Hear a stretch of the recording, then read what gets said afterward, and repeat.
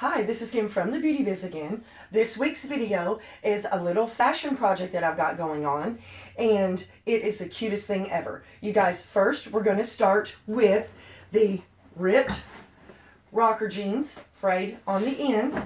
If you guys are interested in learning a video about how I've ripped and made my own jeans to save a couple $100, then shoot me a comment on that. We've got a white t-shirt, and we've got my Wonder Woman decal. And I also have two other of these for sale, guys, so hit me up there if you'd like one.